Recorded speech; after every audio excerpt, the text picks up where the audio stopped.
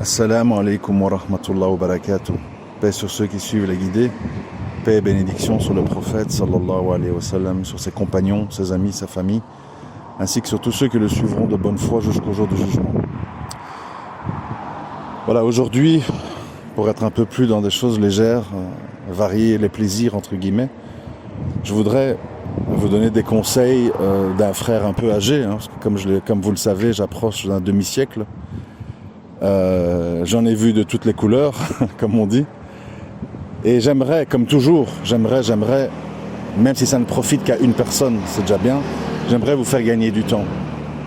Parce que le temps, c'est précieux. Moi, j'ai perdu énormément de temps dans ma vie, dans plein de domaines. Et je vais vous expliquer pourquoi, comme ça, vous ne faites pas la même chose. Inch'Allah. Alors, comme j'expliquais à un frère en privé, on parlait de business, d'économie, tout ça.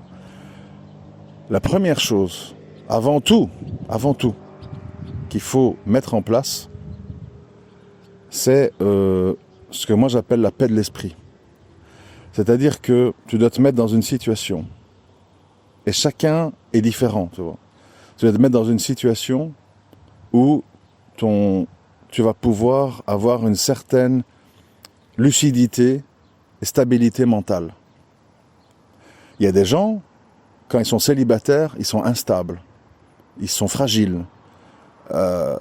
Bref, tu as des gens, quand ils sont mariés, ils deviennent instables. Ils doivent gérer un caractère, une femme dans leur vie, un homme dans leur vie, etc., etc.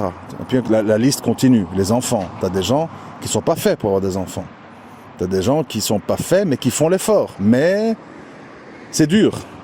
Tu as des gens, ils ont 8 enfants, ça circule, ça crie, ils rigolent, ça leur fait rien. Donc il y a la question des natures. Donc il est très important, c'est le premier conseil que je donne, de vous connaître et savoir quelles sont les choses que vous pouvez assumer. Peut-être vous assumerez plus demain, après-demain, mais qu'est-ce que vous pouvez assumer aujourd'hui? Attention, pas de malentendu, quand je parle, ce que vous pouvez assumer, c'est dans les choses profanes, les choses dunya, quoi.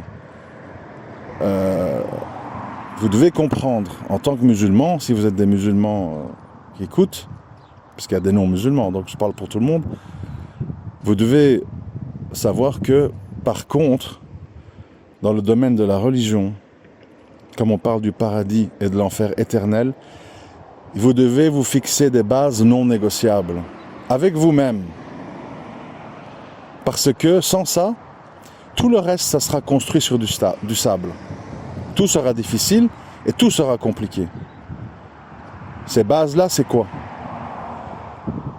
Lire les livres et écouter les dourous qui vous donneront une bonne croyance, une saine croyance.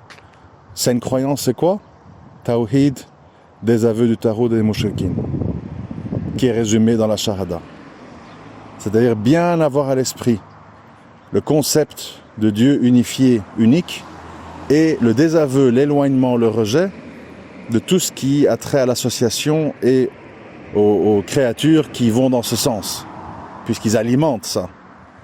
Ça commence là, c'est-à-dire, voilà, avoir bien à l'esprit la spécificité de l'islam, c'est l'unicité. Et une fois que tu as l'unicité, c'est obéir à cette unicité. Parce que tu as des gens, ils ont l'unicité, mais ils désobéissent. Et ceux-là, ils encourent la colère d'Allah. Bref. Donc, une bonne croyance. Un bon mode de vie. Alors bien sûr, rien n'est parfait. Moi, je ne fais pas partie des doux rêveurs qui vont vous dire faut dormir tôt, faut ceci, faut cela. Bon, chacun fait ce qu'il peut. Mais il faut essayer d'avoir le mode de vie le plus sain possible. C'est important. Comment vous mangez, comment vous vous aérez l'esprit. Moi, souvent, je dis aux gens, tu vois, les gens, ils sont très enfermés chez eux devant les écrans et tout. Alors ils veulent aller dans d'autres endroits fermés, des salles de sport, de muscu, de crossfit, etc. Moi je vais vous dire une chose, le meilleur des sports gratuit, pas d'abonnement, pas de machin, pas de mixité, pas de fitna, etc. C'est la marche, les longues marches à l'air libre. Il pleut, vous mettez un kawaii, etc. Les longues marches à l'air libre, c'est gratuit et il n'y a rien de mieux. Tout votre corps est en mouvement, vous prenez de l'air frais, vous méditez, vos yeux voient des paysages. Tout ça, c'est important. Donc, bonne croyance, la vie la plus saine possible, et aussi un cadre de vie le plus calme possible. C'est très difficile de bâtir quoi que ce soit en religion ou dans les choses de dunya, dans les cris, dans les klaxons, dans la pollution, dans les sirènes de police et d'ambulance et de pompiers, dans les voisins qui se battent, qui s'insultent, dans les enfants qui sautent au-dessus sur le palier, qui font du bruit jusqu'à pas d'heure, des Polonais qui boivent au night shop en face de chez vous, qui gueulent, qui jettent leurs bouteilles. C'est très difficile. C'est très difficile. Tu peux pas... L'humain n'est pas fait, en fait, pour subir ça. N'est pas fait pour subir ça. Ça, c'est les grandes lignes. Vous voyez, je ne veux pas entrer dans les détails. Ce n'est qu'un audio. On pourrait en faire un livre de ce sujet-là, mais c'est les grandes. Bonne croyance, la vie la plus saine possible et le cadre de vie le plus calme possible. Une fois qu'il y a ça. Bien sûr, je sais, rien n'est parfait, donc je ne suis pas occupé à dire s'il manque un des trois, c'est la fin du monde. Non, mais on doit quand même viser un idéal dans la vie. Bon. Une fois qu'il y a ça, alors, qu'est-ce que je viens d'expliquer aux frères en privé? Je le réexplique pour vous. L'humain a tendance à ne pas oser s'engager dans des choses profitables par peur de l'inconnu et par peur de sortir de sa zone de confort. Je répète, l'humain, en général, passe à côté de bienfaits, d'avantages pour lui, économiques et autres, par peur de l'inconnu et par peur de sortir de sa zone de confort. Un exemple. Tu dis à quelqu'un, si tu as des notions, des bases d'anglais, il y a beaucoup de domaines dans lesquels tu vas pouvoir avoir accès. Ah, moi je suis pas bon dans les langues, je connais pas, je sais pas, etc. Bon. Subhanallah. Tu as des gens, ils débarquent d'Afghanistan, des réfugiés syriens, irakiens, d'Afrique et autres.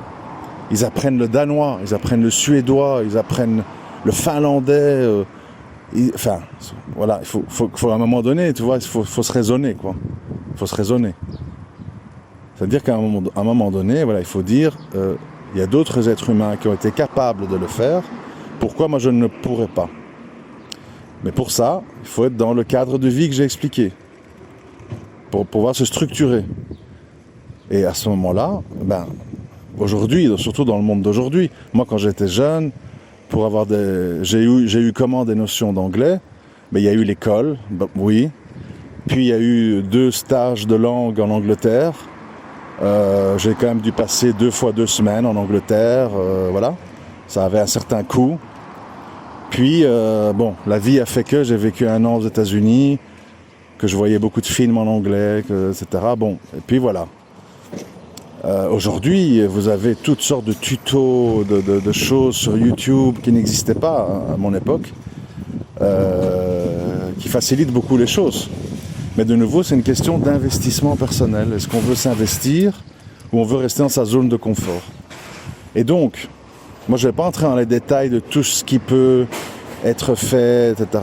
Je parle juste du concept psychologique, en fait. À un moment donné, vous devez comprendre que qui stagne, recule. Qui stagne, recule. Et il faut pas, ça je le dis aussi, il ne faut pas croire ce que beaucoup de gens disent aussi dans les sciences islamiques, qu'ils veulent rendre les choses très compliquées et très inaccessibles. Mon expérience de vie, c'est que c'est faux. C'est faux.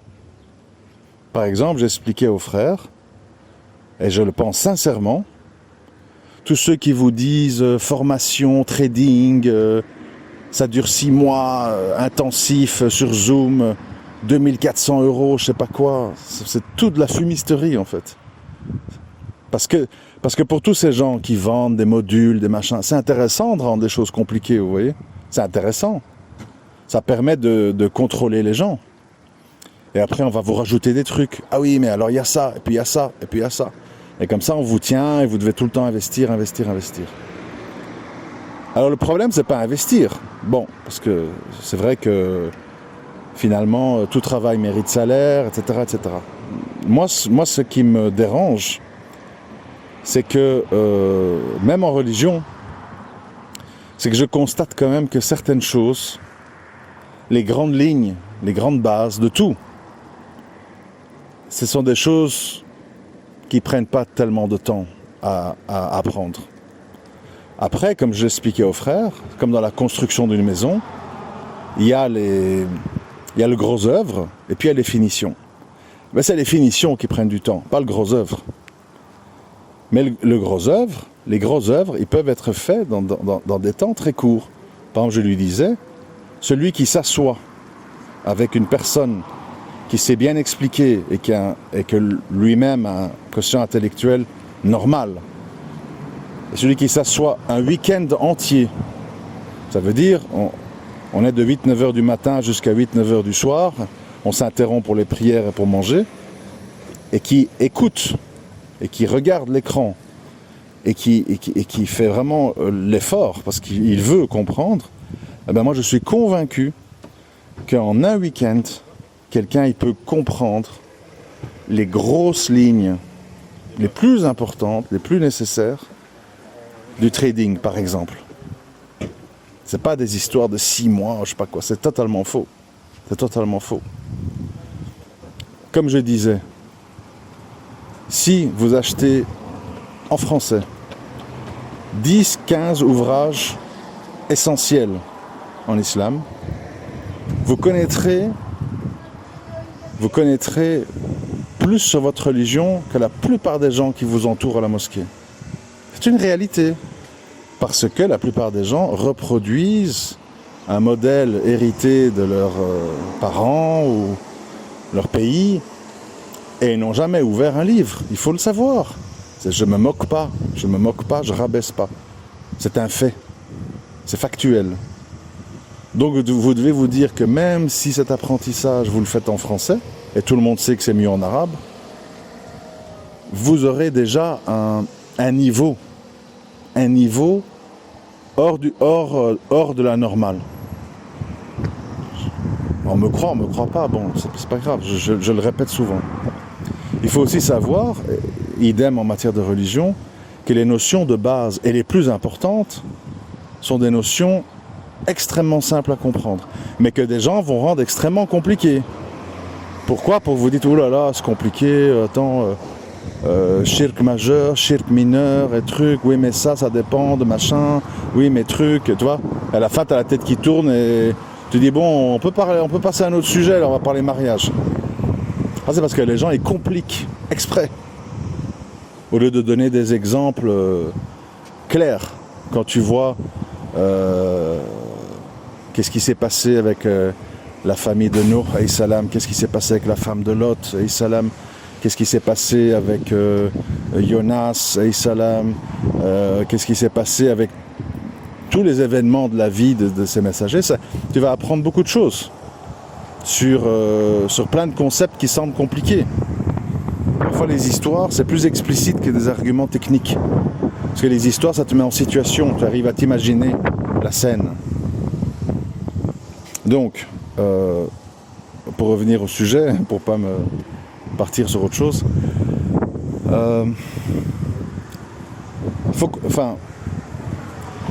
la question du temps. Le temps, beaucoup de gens ils disent oui, si je travaille dur, je gagnerai bien ma vie. De nouveau un mensonge. Ce n'est pas vrai. C'est pas vrai. Comme je disais aux frères, j'ai dit la clé c'est quoi ? Tu dois être au bon endroit, au bon moment, dans tout, dans le commerce, dans les achats-ventes, dans l'import-export. Tu dois être au bon endroit, au bon moment. Avoir raison trop tôt, ça sert à rien. Tu ne réussiras pas. Avoir raison trop tard, ça sert à rien. Il y a déjà plein de concurrents qui l'ont fait à ta place. Donc ce qu'il faut pour pas tomber en faillite ou pour pas avoir trop de concurrence, c'est d'être au bon endroit, au bon moment, avec la bonne connaissance ou le bon stock, ou le bon... bref, vous avez compris le concept. Donc, il ne faut jamais réfléchir à travers votre prisme en vous disant, par exemple, je prends un exemple, si moi j'avais une maison avec un toit orienté au sud, avec tout ce que j'ai lu sur les panneaux solaires, moi j'investirais 10 000 euros parce que ceci, parce que cela. Ah oui, mais ça c'est toi. Ça c'est toi, pourquoi ? Parce que tu as lu sur le sujet, parce que tu t'y connais, parce que tu sais comment ça fonctionne, parce que tu es familier. Mais la personne qui n'y connaît rien, qui va juste se dire, oui mais attends, on va mettre des trucs sur mon toit, s'il y a des fuites, et s'il y a un court-circuit, mon assurance incendie, etc. Les gens, ils pensent pas comme toi. Les gens, ils pensent comme ils pensent, tu vois ? Les gens, ils pensent comme ils pensent. Et c'est la même chose dans la religion. Toi, tu vas dire, parce que tu connais la démocratie, parce que tu connais le système, parce que tu sais l'escroquerie qu'il y a derrière, etc., tu vas dire, non seulement, comme je l'expliquais à des frères aussi, non seulement le vote en démocratie, c'est du shirk, mais en plus, c'est une escroquerie. C'est la double peine, en fait. C'est une escroquerie, pourquoi ? Très simple. De nouveau, on va vous compliquer le truc avec des PDF de 40 pages. Pourquoi c'est une escroquerie ? Parce qu'en fait, la démocratie, c'est quoi ? C'est une coalition d'élites qui se divise en partis et qui dit « choisis parmi nous ». Mais au final, quel que soit ton vote, tu atterris dans la même bande d'amis qui se répartissent des sièges, qui font des coalitions et qui jouent une pièce de théâtre. Je suis de gauche, je suis de droite, je suis raciste, je suis pour les étrangers. Et toi, tu crois, tu as affaire à des acteurs qui appartiennent tous à la même caste, mais qui se sont dit, pour avoir l'appui du peuple et qui ne se révoltent pas, il faut leur faire croire qu'ils ont le choix. Comme ça, ils sentent que ça dépend d'eux. Alors, ils acceptent de payer des taxes, d'aller voter, et ils vont dans les rues avec des drapeaux rouges, socialistes, communistes, bleus, machin, etc. Et donc, en plus d'être du shirk pour les musulmans, c'est une escroquerie pour tout le monde. Voilà. Les choses sont simples. Les choses sont simples, sauf quand on veut les compliquer exprès. Et donc, qu'est-ce que je voulais dire par là ? C'est qu'il ne faut pas toujours réfléchir dans votre tête, il faut réfléchir dans la tête des autres. C'est-à-dire ce que je viens d'expliquer là, par exemple en 30 secondes, 1 minute. Est-ce que vos parents l'ont compris comme ça ? Est-ce que vos voisins l'ont compris comme ça ? Est-ce que vos amis l'ont compris comme ça ? Ceux qui disent, si tu ne votes pas, tu as trahi la Oumma, Maslaha, etc. Est-ce qu'ils l'ont compris comme ça ? Sans doute que non, sinon ils ne diraient pas ce qu'ils disent et ils ne feraient pas ce qu'ils font. Donc ça veut dire que quand tu as un projet, tu dois toujours avoir un projet en te mettant à la place des autres. Est-ce que si j'étais comme eux, j'achèterais ce produit ? Est-ce que si j'étais comme eux, j'investirais dans telle société ? Etc., etc. Et un exemple qui me vient à l'esprit. Quand il y a eu les débuts de Tesla, les voitures électriques, tout ça, beaucoup de gens, en fait, ils ont pensé dans leur tête, à eux, ah mais non, moi une voiture électrique qui n'a que 200 km d'autonomie, on ne sait pas comment ça vieillit dans le temps, en plus les batteries, c'est fait avec du lithium, ça vient de mines en Afrique où il y a des enfants esclaves. Ah non, moi j'achèterai jamais ça. Jamais. Et en plus, on va la faire recharger où ? On dépend des bornes de recharge. Enfin, il n'y en a pas autant que des pompes à essence. C'est rare. Tu vois, hein, mais ça, c'est toi qui penses ça. Toi, tu penses ça. Mais tu as des gens, qu'est-ce qu'ils ont vu dans ces voitures-là ? Ah, si je suis indépendant, je peux déduire 100% de mes impôts sur ma voiture, si c'est une voiture électrique. Ah bah allez, on va essayer. Hein. Allez, je me prends une flotte de 4 Tesla pour mon entreprise. Et je déduis tout des impôts, parce qu'il y a des subsides. Oh, on verra bien comment ça se passe. Lui, il est dans un autre schéma. Il est dans le schéma des réductions d'impôts, des déductions d'impôts. Donc, il faut comprendre que dans la vie, sur un même sujet, tu as des angles de vue très différents. Et quand tu veux faire du commerce, quand tu veux faire de l'argent, en fait, tu dois toujours te mettre à la place du client. Quelles sont les choses qui vont déplaire au client ? Qu'est-ce qu'ils vont faire que le client va se méfier ? qu'est-ce qui va faire que le client va se détourner? Je prends un exemple. Moi, souvent, je visite des sites comme ça, de tout, hein, de trucs informatiques, de vêtements, peu importe. Et les gens, belle présentation, beau site internet, parfois des belles choses qu'on a envie d'acheter et tout. Mais il se fait que dans mon cas, à moi, j'ai envie de pouvoir payer d'une certaine manière. Parce que j'ai pas de carte Visa ou je sais pas quoi. Alors, première chose que je regarde sur un site, c'est quels sont les moyens de paiement. On peut payer comment? Bitcoin, PayPal, virement, carte bleue, carte Visa, voilà. Et aussi bien soit le site et aussi bien soit les produits, si je peux pas payer comme ça m'arrange, bah je me détourne, ça m'intéresse moins. Il faudra vraiment que ce soit indispensable pour que j'achète quelque chose chez eux. Si tu te mets pas à la place de cette personne-là, et tu dis non, ben, on a les meilleurs produits, c'est la meilleure qualité, c'est pas cher, et que tu penses pas aux moyens de paiement, tu vas te retrouver avec beaucoup de gens qui vont se détourner. Et c'est comme ça dans tout en fait. Il faut toujours se mettre à la place des gens. Mariage, même chose. Même le mariage. Mukabala, on parle, ok. Si quand tu réponds aux questions ou quand tu poses les questions à la sœur, tu ne te mets pas à sa place. Exemple, on parle depuis 5 minutes et je lui dis est-ce que tu t'insurges contre le verset là, sur la polygamie? Est-ce que pour toi t'acceptes ou pas, etc. Est-ce que tu t'es mis à la place de la sœur quand tu poses cette question? Elle ne te connaît pas. Elle n'a pas encore de liens sentimentaux avec toi. Elle va te donner une réponse, soit pour te faire plaisir, ou soit qui risque de tout casser parce qu'elle bloque là-dessus, alors qu'elle a peut-être d'autres aspects très intéressants pour toi. Mais comme tu en as parlé trop tôt, on revient à l'histoire de bon endroit au bon moment, bah t'as tout gâché en fait. T'as tout gâché parce que soit tu l'as poussée à l'hypocrisie, à dire un truc qu'elle a dit parce qu'elle veut absolument se caser, mais en fait elle en pense pas moins, ou soit en fait elle te connaît pas assez, et déjà on l'a pas bien expliqué, elle a eu de mauvaises expériences, et tu vas tout gâcher. Donc à un moment donné dans la vie il faut être un minimum fin, un minimum psychologue. D'ailleurs dans ces histoires de Mukabala, c'est la même chose. Moi, je recommande aux gens de beaucoup se questionner sur leurs croyances. Parce qu'une fois qu'il y a une bonne croyance, comprenez ma démarche, une fois qu'il y a une bonne croyance, le reste, ça se résout. Le reste, ça se résout. Les histoires de voile, de machin, de hijra, ça se résout. Mais s'il y a une mauvaise croyance, ça ne va pas se résoudre. Parce que la base, elle va être mauvaise. Elle ne va pas être commune. Franchement, dans les Mukabala, est-ce que beaucoup de gens parlent des croyances? De la croyance? Comment tu as compris la shahada? Si je te dis que ça veut dire ça, qu'est-ce que tu en penses? Est-ce que ça t'aide à comprendre un peu mieux ma vision des choses sur telle ou telle chose? Est-ce que les gens passent beaucoup de temps à parler de leurs croyances? Non. Ah, tu veux combien d'enfants? Est-ce que tu es vierge? Bon.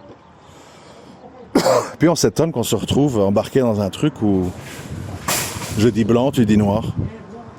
Et ouais, mais t'as pas posé les bonnes questions. T'as pas abordé les bons sujets, t'étais pas au bon endroit au bon moment. T'étais en décalage. Et c'est comme ça dans tout. Trading, même chose.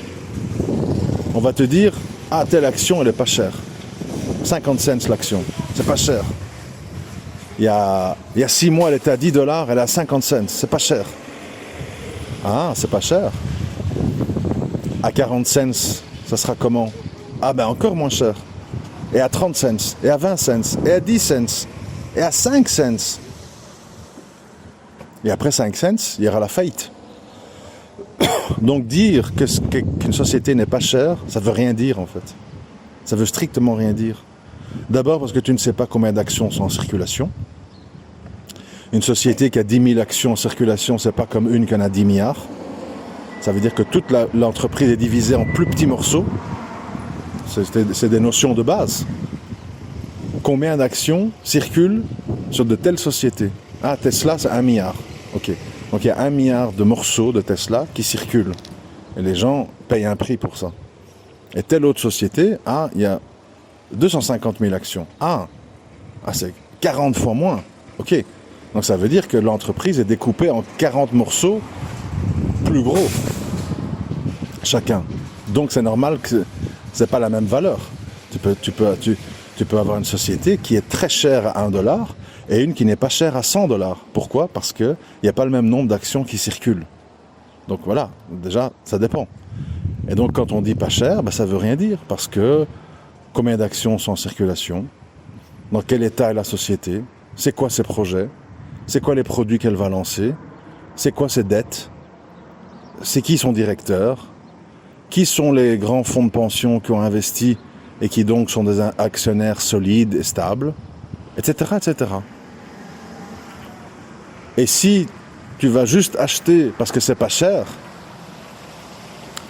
tu peux rester 6 mois que c'est de moins en moins cher et tu peux rester 12 mois avec peut-être la faillite au bout du chemin. Donc tu ne regardes pas ça. Tu regardes plutôt, tiens, qui est occupé à se redresser et avec des gros volumes d'achats qui poussent le prix à la hausse, et là tu rentres dans la vague montante. Tu ne vas pas acheter quand c'est en bas, que personne s'y intéresse, que la société va peut-être tomber en faillite, c'est pour ça qu'elle n'est pas chère. Quand quelque chose n'est pas cher, il y a une raison. Les choses ne sont pas chères sans raison. Moi récemment, j'ai acheté un pull de marque. Je crois que nouveau, ça coûte genre 100 € quand même. Je l'ai acheté 10 €. Pourquoi? C'est pas pour rien. D'abord parce que c'était la dernière pièce qui restait. Bon. Et puis que c'était un modèle XXXXL, vraiment très très très très large. Même à moi qui ne suis pas un petit gabarit, ça me va très large. Oui, c'était pas cher, mais c'est pas l'idéal. C'est un pull un peu trop grand pour moi, mais bon, comme je m'en fous, je l'ai quand même pris. Parce que je trouvais ça joli, bien, belle couleur, voilà. Mais il y avait une raison que c'était pas cher. C'était très large, donc pour beaucoup de gens, ça les intéressait pas. Ils avaient peut-être commandé trop de pièces, il en restait un comme ça, dont ils n'arrivaient pas à se débarrasser depuis plusieurs mois. Peut-être. Et quand quelque chose est cher, il y a une raison. Beaucoup de gens le veulent, beaucoup de gens se disputent pour l'acheter. Dès que tu en rentres, ça part très vite. Donc les gens disent « Ah, tout le monde le veut. » Moi, je monte les prix, hein. C'est normal. Imaginez, je crée des sauces, andalouse, mayonnaise, ketchup, machin. Je lance mon business là-dedans. Je mets dans les magasins et je vends à 3 € le flacon. Et le type m'appelle, il n'y en a plus, vite, il n'y en a plus, il y a tout qui part. Moi je dis, c'est comme ça, je les mets à 4,50. Hein. Et puis tu vois à quel moment les gens payent le juste prix pour ton produit. Et c'est ça les marges bénéficiaires. Mais pour ça, tu dois voir comment le marché réagit face à ce que tu proposes. Comme je l'ai dit souvent avec l'exemple des téléphones, tu peux sortir un super téléphone hyper perfectionné, avec une super autonomie, un super look d'une marque obscure chinoise. Personne n'en voudra 500 €.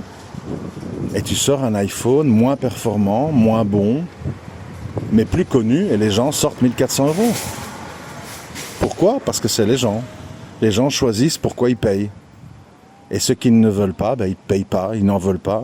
Parfois même gratuitement, ils n'en veulent pas. Mettez dans le Bon Coin ou tous ces trucs-là un téléphone d'occasion de marque Honor, Motorola et autres. Vous allez avoir très très très peu de réponses. Mais un vieux iPhone d'il y a 6 ans avec une batterie à 80% et tout, tu auras des appels, tu auras des messages. C'est comme ça. C'est le monde, c'est le monde de la réalité en fait, tout simplement. Enfin voilà, donc pour pas être trop long, je vous laisse ici, rentrerai dans les détails au fur et à mesure. N'hésitez pas à faire des commentaires, ça m'inspire d'autres audios pour vous répondre. Quant aux commentaires désobligeants, c'est pas utile, hein, franchement. Parce que je répète toujours, si c'est inutile ou si vous n'aimez pas ou si vous n'êtes pas sensible au sujet que j'aborde, il faut zapper, c'est tout. Moi, quand j'aime pas quelque chose, je m'abonne pas, je suis pas. Je commence pas à poursuivre les gens en commentaire. Ouais, mais si, oui, mais ça. Je vois pas l'intérêt, en fait. On ne peut pas plaire à tout le monde. On a chacun un timbre de voix, une façon de s'exprimer qui intéresse ou pas. Et quand c'est pas le cas, ou si on se sent heurté, dérangé, on passe à autre chose, quoi. C'est aussi simple que ça. Hein. Tout est simple dans la vie au final. À très bientôt, Inch'Allah. Assalamu alaikum wa rahmatullahi wa barakatuh.